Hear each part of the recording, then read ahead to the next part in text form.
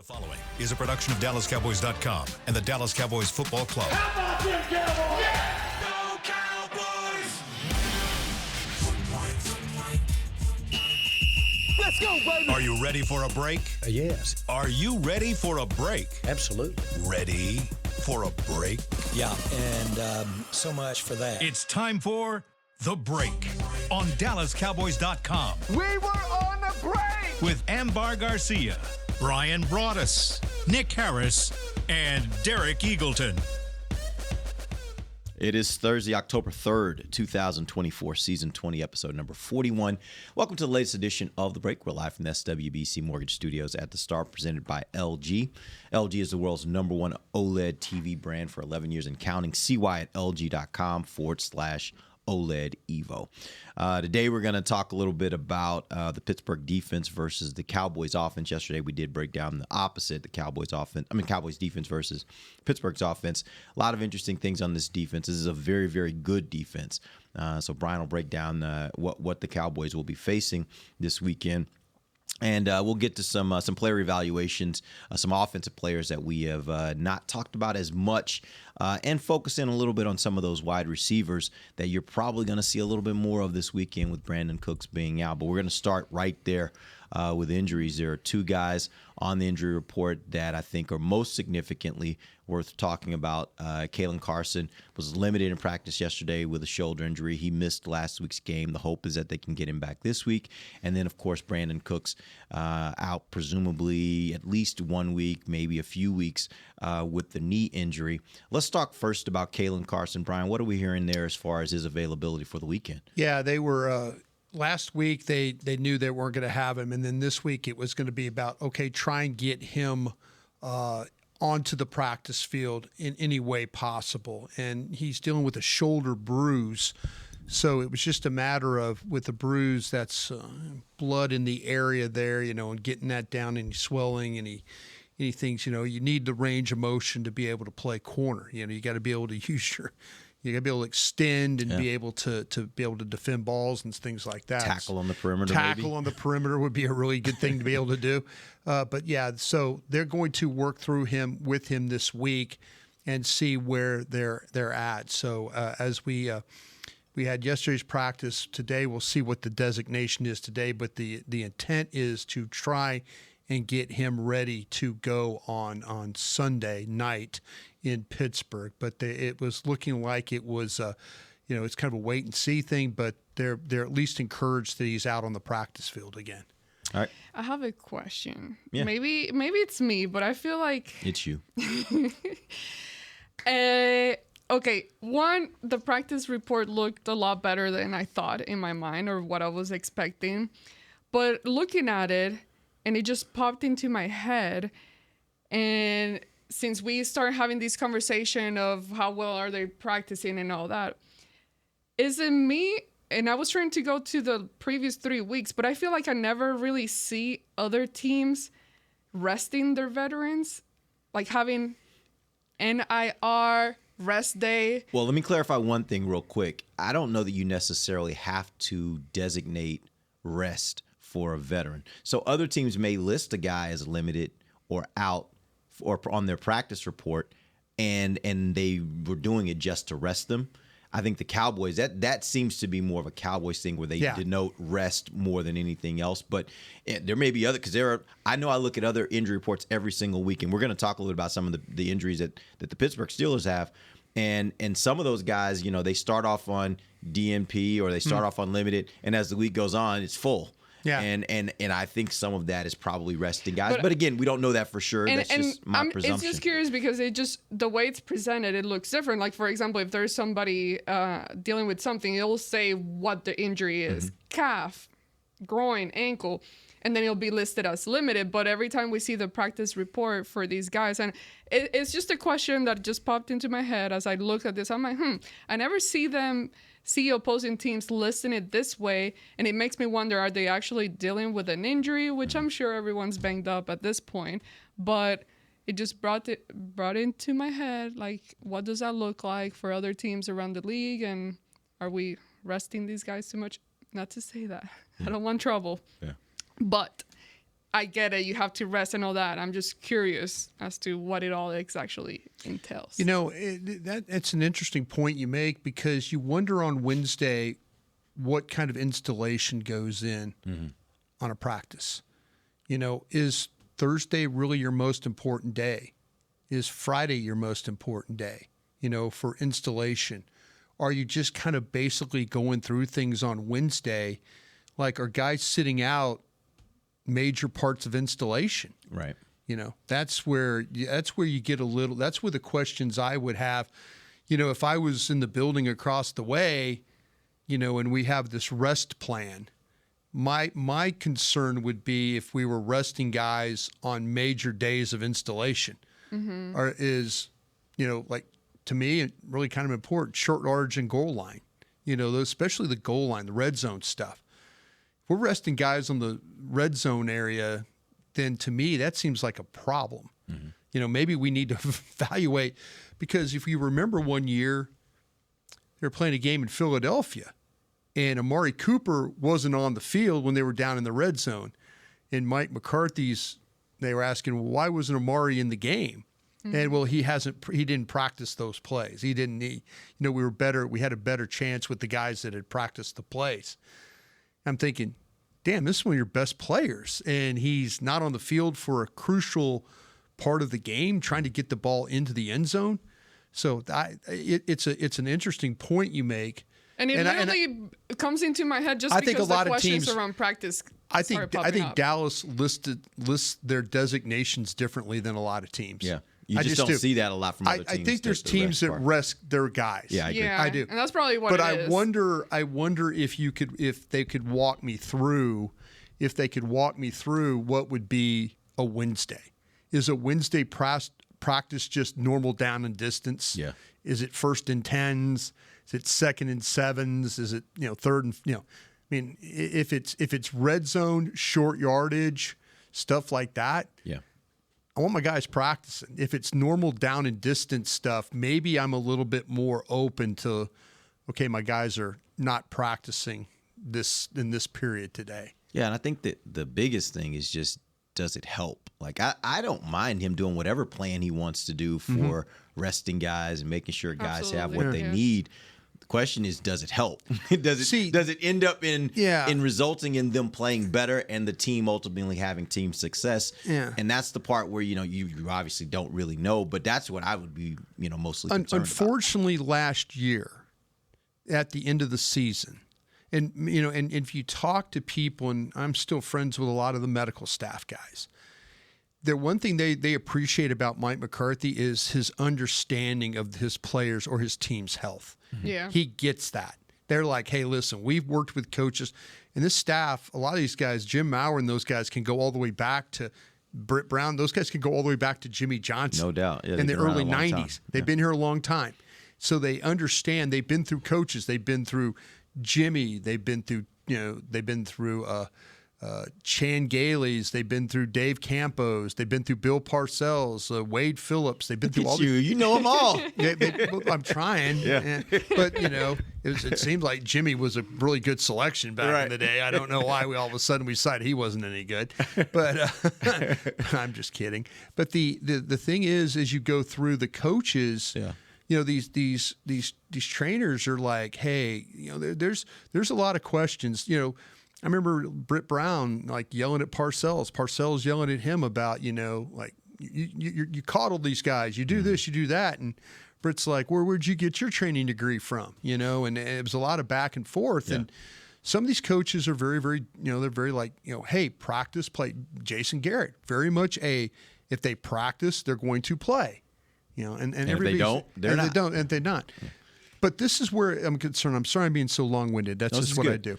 But the thing about it is, at the end of the year, unfortunately, Tank Lawrence, in an interview, said that the team was tired. And I don't know if his words were the accurate, or if he was looking for something, but it described a team, as he said, was tired. Then I had a chance, or 105.3 The Fan, when we were at the Super Bowl in Las Vegas, had a chance to interview, interview Cooks, interview Gilmore, and one of my colleagues asked, "What's this thing about being tired?" And you could see the look on Gilmore and Cook's face, like, "What do you mean tired?" They were like kind of eyes rolling kind of thing. And I think maybe Tank used the wrong phrase. Yeah. But the one thing that this coach will do, this is my point, is he makes sure that his team is as fresh as possible. And now whether that's good enough or bad, and I don't know, because they've been really fresh. Yeah. And going into playoffs, and the thing completely fall apart on them. So I admire him for knowing that, but I think the designation that he's trying to like protect his guys. But also, I would have the question, if I was in the front office, are they missing anything on a Wednesday practice that's hurting us in a game? Yep. To Ambar's point. Right. All right, let's move on. Let's talk about the Pittsburgh injury report. There were some interesting names on this report that did not practice yesterday, really at two primary positions. You had at linebacker both Alex Highsmith, who was out with a groin injury, and Nick Herbig, who was also out with an ankle injury. Yeah. And then you had two running backs, Cordero Patterson, who we talked about yesterday, out with an ankle injury, and Jalen Warren, who we didn't talk as much about, but he's Warren's been a part good. of their offense, absolutely, with an knee injury. Yeah. Is there anything that you're hearing on those, Brian? What are you hearing about those guys? Yeah, Highsmith's not going to play, and that is going to be a huge loss. So if you're going to trade one of your best defensive players, you've got a couple of defensive players you're losing when you start to talk about Tank and then Parsons. Alex Highsmith opposite T.J. Watt is a really good combination. Herbig is the backup to Highsmith. So when Highsmith goes out, Herbig comes in. Well, here's a guy that can also rush the passer. So now they're in a situation where no Highsmith, and we'll see what happens with Herbig here with the ankle. But those would be big, big losses for the Steelers defense, because the one thing that they will do is they will get after you. They're a four-man rush, get after you defense, and they really don't rely on the blitz all that much. They really, Terrell Austin, the DC there, he wants to come get you with four. And it's funny, I looked this up, Derek.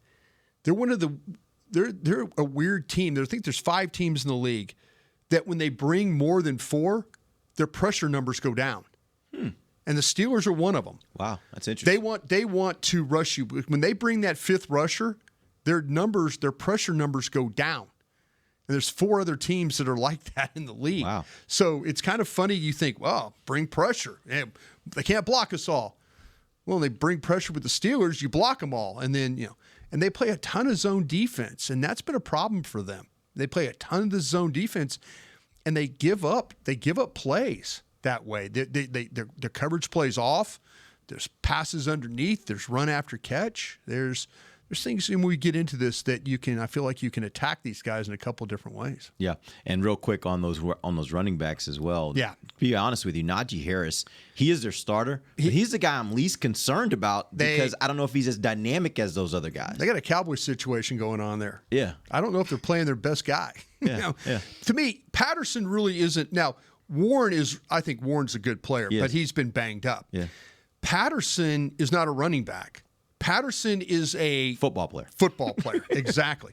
They tried to run a counter the other day, and backs will take a counter step. They have this really nifty way of stabbing their foot, and then everybody goes one way, and then they cut it back the other way. Patterson was kind of like a Bourbon Street drunk. He was kind of stumbling, and then all of a sudden got his balance, and then they hand him the ball, and it's a 7-yard gain. Yep. Because he's trying to do the running back counter, but he can't do the counter step. Yeah. If he was on Dancing with Stars, they'd boot him off, kind of a thing. But yeah, they've got Warren and Patterson are really their best backs. Harris is, and they're a volume run team. We talked about that. They are a volume run team that plays a ton of 13 personnel that really doesn't take very good advantage of that. We're going to take our first break, but I'll throw this out before we go because I think it's going to color a lot of the conversation that we're going to have in this second segment about the Pittsburgh defense versus the Dallas offense. I was looking at the weather report, and I know Amber rolls her eyes. But no, this is the one thing. This is the one piece of weather that actually changes NFL games. There are thunderstorms that are reportedly going to be happening throughout the entire night. So We delay, may not. weather delay. You may have weather delays. What happened in Denver to this team? But you also have to think about if it's a wet night, how much does that affect the passing game? Right. Again, with two teams that don't have the greatest running games, but Pittsburgh likes to run it. Yeah. Right. And Dallas, who doesn't really run it and hasn't shown that it's really good at running it. Right. If you get into one of those kind of messy games, I think that's going to change the complexion of what happens in this game. I think it's worth talking about. We'll do that when we come back. DallasCowboys.com radio. Todd thought it would be secure to jog in the cheetah savanna. Todd believed the big cat repellent he bought online was reliable. And now, Todd is trying to be faster than this cheetah that can run 80 miles per hour. But the good news is, Todd has AT&T 5G that is fast, reliable, and secure. And he learned the best thing to do is stop running and toss her the backpack with the beef stew. AT&T 5G. Fast, reliable, secure. 5G requires compatible plan and device. 5G may not be available in your area. See att.com/5G for you for details. It's the official men's skincare brand of the Dallas Cowboys, Jack Black. And right now, Cowboys fans can get 15% off their $75 order. Plus, because every deal needs a playmaker, your order will include a free 5-piece skincare set and free shipping. The Jack Black Playmaker is 4 of Jack's favorites and a full-sized intense therapy lip balm. Make a play for the playmaker at getjackblack.com/Cowboys with the code Cowboys VIP. That's getjackblack.com/Cowboys with the code Cowboys VIP. Don't put off getting your oil change, Dallas. Take 5 Oil Change, a proud partner of the Cowboys, is faster than you think. There's no appointment needed and no waiting room. Yep, you heard that correctly. Take 5 is so fast, you don't even have to get out of your car. You can take advantage of Take 5's fast, friendly, and simple service at any of their locations across the Dallas area. And remember, at Take 5, you stay in your car because they're faster than you think. Take 5, the official oil change of the Dallas Cowboys. From the field to the festivities, Lucchese embodies the essence of luxury and tradition.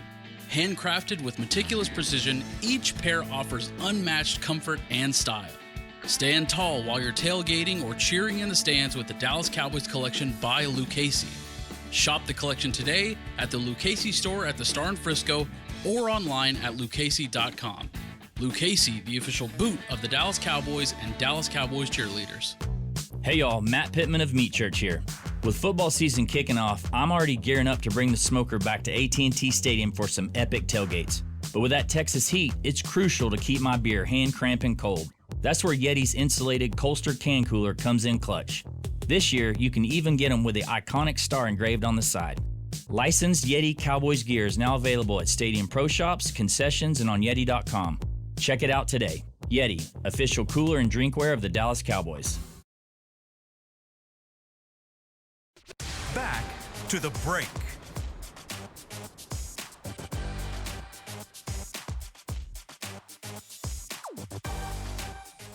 LG OLED Evo is the best TV in the game, but don't take our word for it. Nope. Not after yesterday. Nope. Digital Trends said the LG OLED G4 has the best picture quality they've ever seen. So do take the word for Digital Trends. They know what they're talking about. Yeah. See it for yourself at lg.com/OLED Evo. Welcome back. Second segment of the break. Live from SWBC Mortgage Studios at the Star. What'd you say? What were you about to say? No, I was laughing at your story about Mr. Rooney just going through the line. Yeah. You know, the Rooney family. I worked with Dan Jr., who was I was in NFL Europe, and he's the son of, and Dan's a scout for the Steelers. He doesn't want to. His wife's a doctor. They live in Chapel Hill. Yeah, you would never know that his family owns the Pittsburgh Steelers. He's like the most just plain nice guy. You know, I mean, just. Yeah. Hey, I just want to fit in, don't want to cause a problem, but like your family owns one of the most historic franchises in professional sports. But there's some of the nicest people. Real quick, if I could tell a story. You talk about the Rooney, just Mr. Rooney going through the line like everyone else, not cutting in or anything. Wellington Mayor of the Giants held an elevator for me one time. Yeah.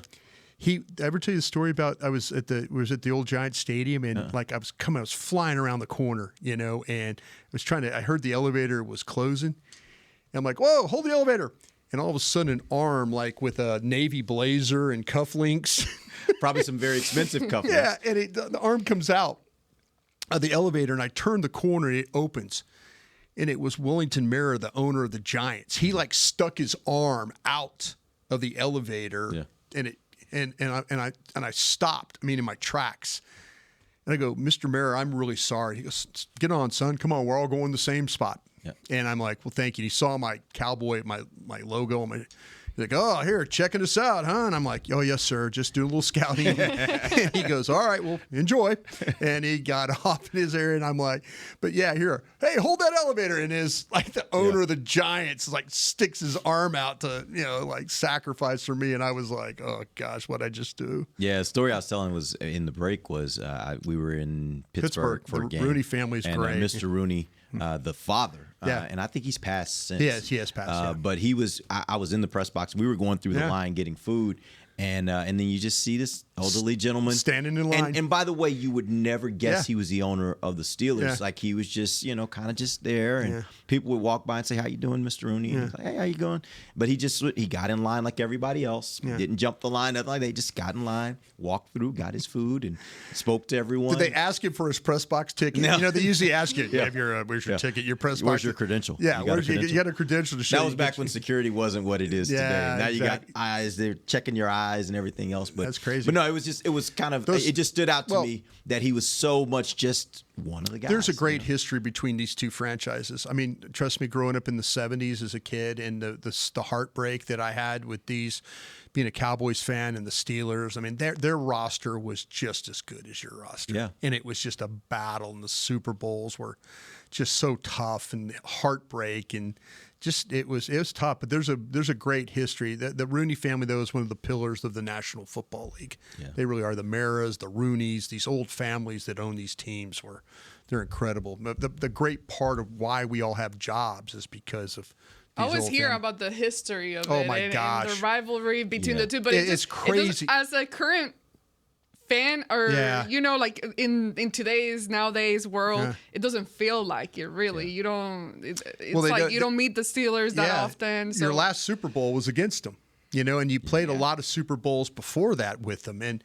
Seriously, they had Hall of Fame players. I mean, their roster. You had Hall of Fame players, like you'll see on the sidelines of the stadium.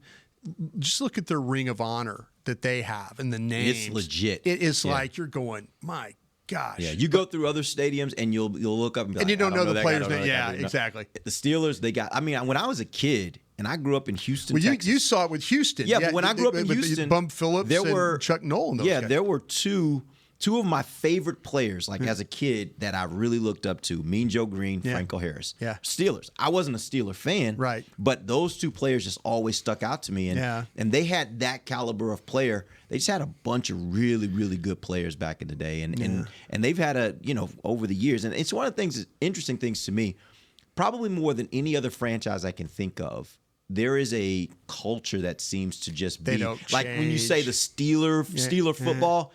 It's been the same thing. Play tough defense, very physical defense, run the ball well. Like this has been like going back to the 70s. Yeah. This has been their mantra, and it's what they continue to do today. And it's interesting to me how they can. I mean, they've only had 3 coaches in their history? They've had 3 coaches since 1969. Yeah. So it's like they don't change coaches, but they keep the same culture pretty much. Yeah. And that's probably how you do it. You don't change the coaches, and you can just have this one culture that kind of keeps going, generation after generation. Every time you want to throw dirt on Mike Tomlin, like he's lost his quarterbacks. He's done. He finds a way to get the team to 8. That old meme where the wrestler sits up in the coffin. Yeah, he's just.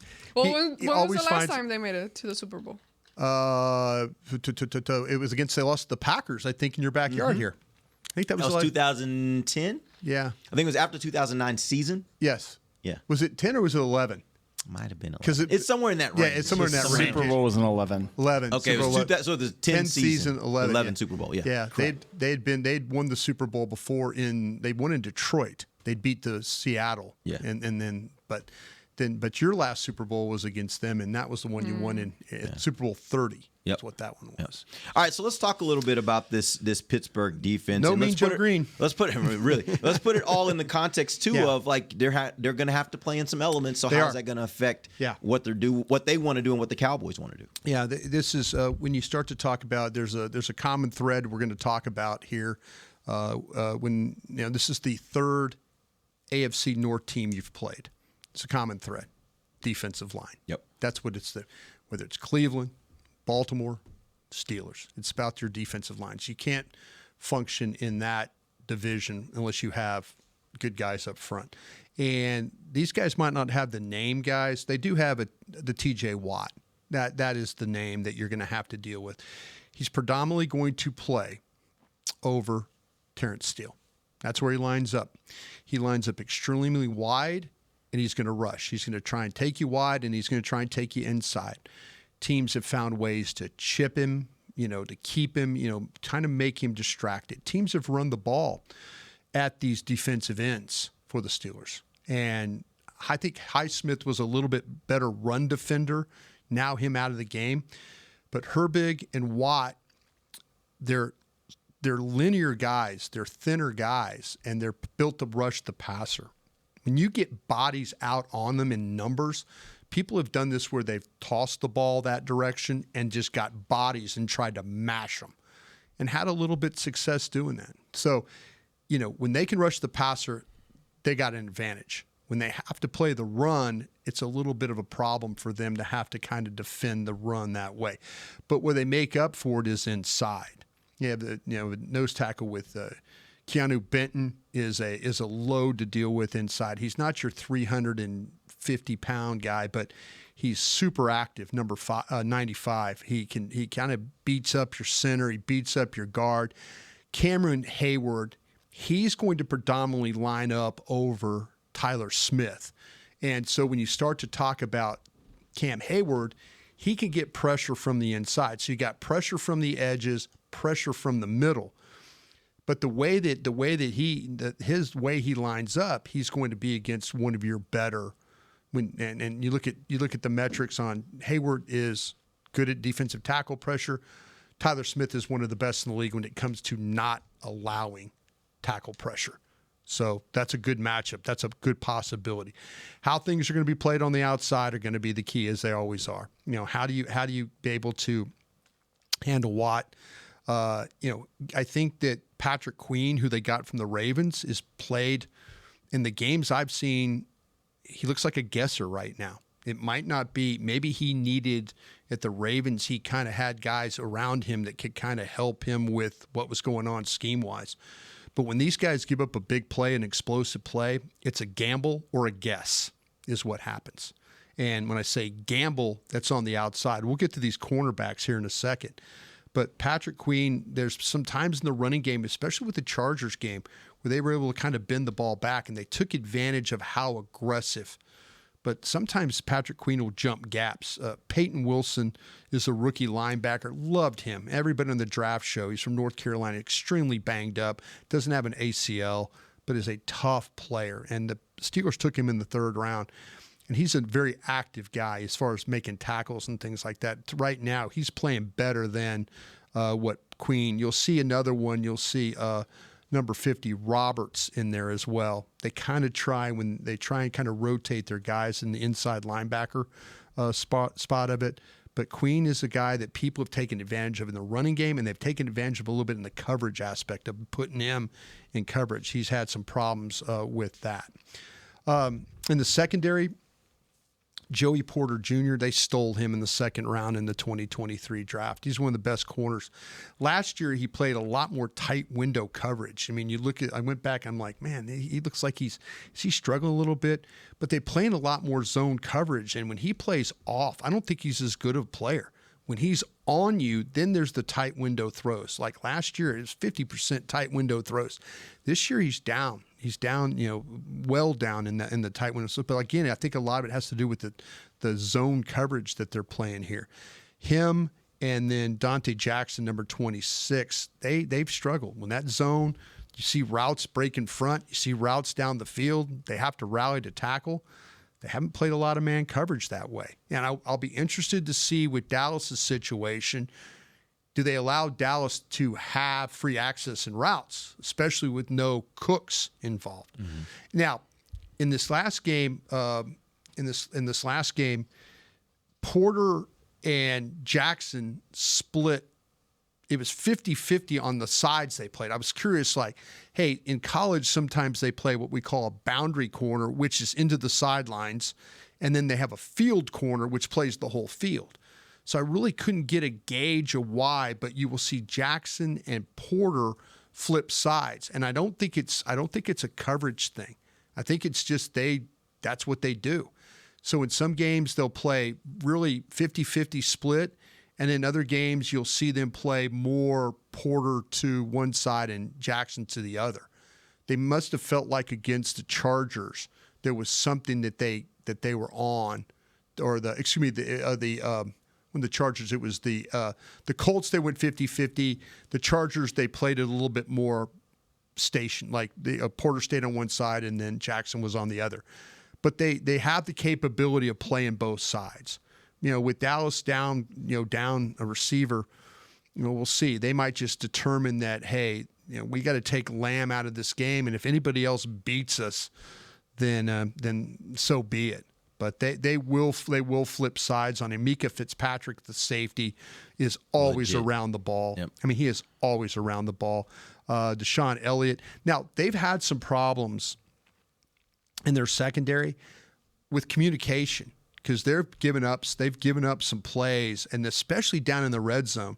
It happened in the Colts game the other day I was watching, and I was confused because Patrick Queen was like yelling at Porter because of spacing. You saw him learn, they throw the ball inside and Joe Flacco, boom, it's a touchdown right there.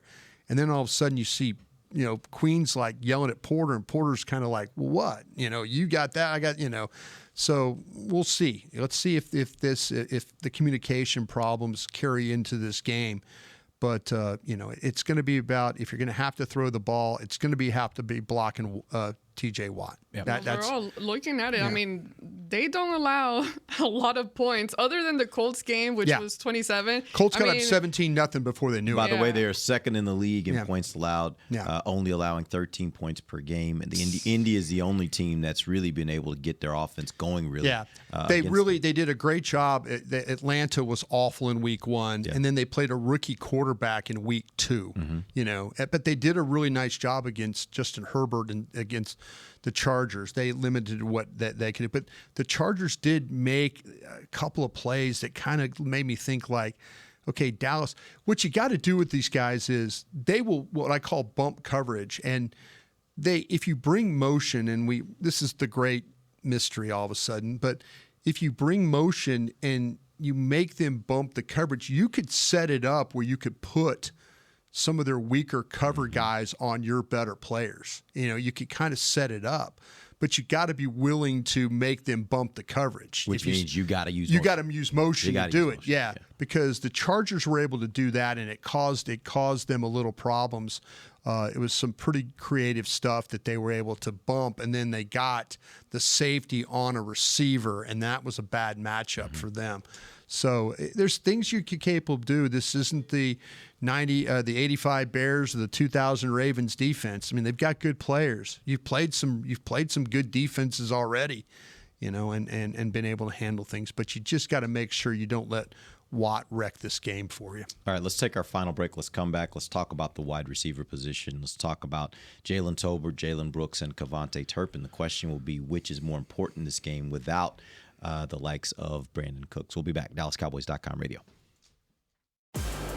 If you can't be at the stadium, there's no better way to watch your Cowboys than on an LG OLED Evo TV. That's because everything you see is more lifelike. Every play, every hit. I mean, you might as well be on the sidelines. That's how clear it is. It's all thanks to LG's legendary technology. Perfect black, over 8.3 million self-lit pixels. No one comes close. LG OLED Evo is the best TV in the game for a reason. See for yourself at lg.com/OLED Evo. They say champions are remembered, but legends are never forgotten. United Ag & Turf offers a winning lineup of John Deere equipment built to tackle any challenge on and off the field. Legendary John Deere tractors, combines, residential mowers, commercial mowers, compact construction equipment, Gator utility vehicles, and a full line of golf and sports turf equipment. United Ag & Turf, the official Ag & Turf equipment supplier of the Dallas Cowboys. Visit UnitedAgAndTurf.com to find a location near you. If you shout, "How about them Cowboys?"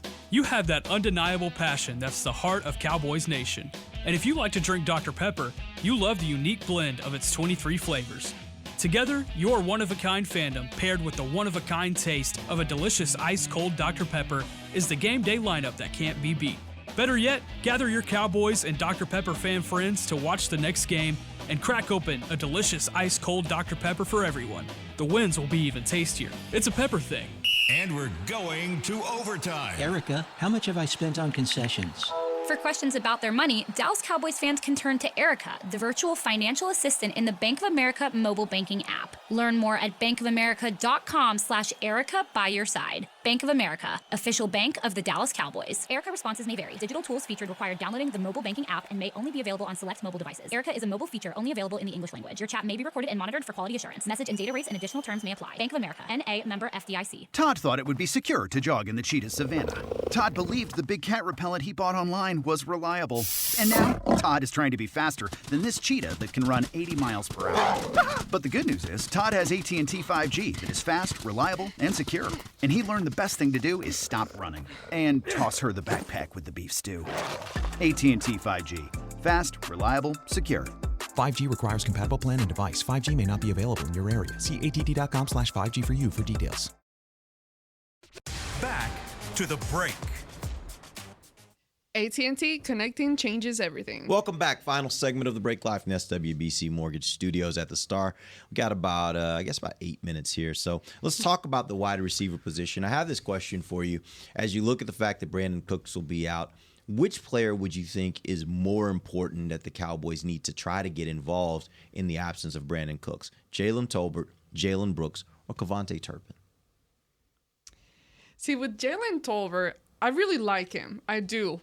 And I think he's done a really good job. But what it makes me wonder, with being, let's say, a number 2 and having more attention drawn his way, is he going to be able to perform as good or make as many plays? So I don't know. And my answer that I give you, it's not going to matter because they won't do it. Like, for example, Kevontae Turpin, I still think he's a very good weapon. Brooks, we've seen him, how good he can be. He's made a lot of plays when given the opportunity. Even at practices, he's always shined. I think he can be very, very good too as well. And I would love to see him be more involved, but I don't know. I see the possibility of all 3 of them being good for the offense, but is it going to click? Are they going to actually execute it very well? I don't know. If weather's poor, to me, getting Turpin involved makes a lot of sense, because if they're going to play a lot of zone coverage and it's going to be wet, put a guy on the move and make them, if they're going to play stationary guys and not really move, just hit a guy on the move and let him run. Tolbert, Brooks, Flournoy. I'll say this about Tolbert. Do you think we'll see a lot of him, Flournoy? I would think so. He's probably going to be active. Yeah, he's so going to be active, but this is where I would see Flournoy. If you're interested in running the football and you're doing all your crack toss stuff and you're putting, or you're throwing these bubble screens and you have guys that are blocking out there, I'm tired of seeing Tolbert out there hold. I'm tired of seeing Tolbert get knocked on the ground. I'm tired. He's not a good blocker out there. He's not a good blocker in space. Effort's fine. His technique is poor. The one thing with Flournoy, you got a big guy, big body guy. This would be the audition that I would keep to think about. Okay, is this a guy that I want to keep on every week that can help me, can catch balls, can also block in those tough running game situations, but also play some special teams? If I'm Flournoy, I'm taking these next couple of weeks and trying my best to be on the 48 every week. And maybe he could show up better as a blocker than what we've seen from Tolbert, because we haven't. We've seen holding calls, we've seen penalties. Yeah. We haven't.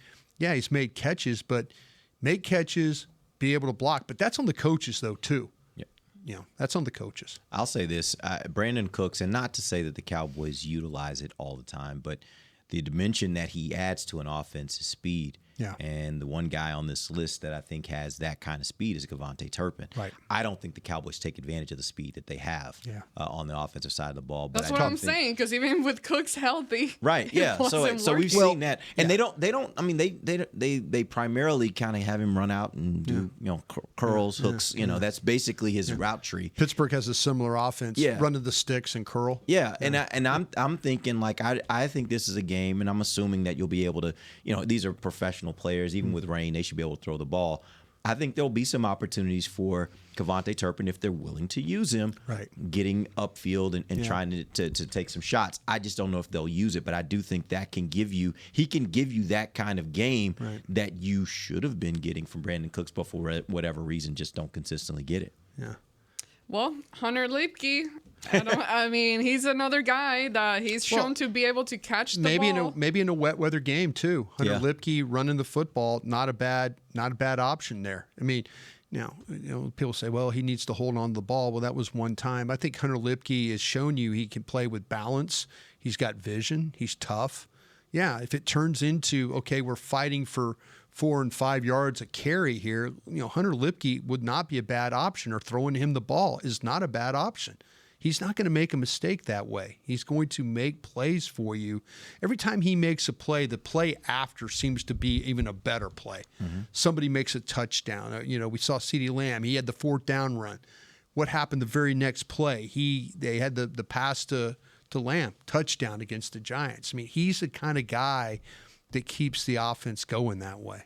I heard something on the radio this morning on 105.3 The Fan. It was on Sean and RJ's show, and they mentioned that the Cowboys were, I think they said, second right now in the league in streak number of consecutive games without a 100-yard rusher. Yeah. And I want to say the number was like 14, I want to say. But the next closest team was the Broncos. They're leading the league. I think it's like 17. And they ask an interesting question I'll ask you guys. If the Cowboys are going to break this streak this season, which of the running backs on this team is more likely to do it?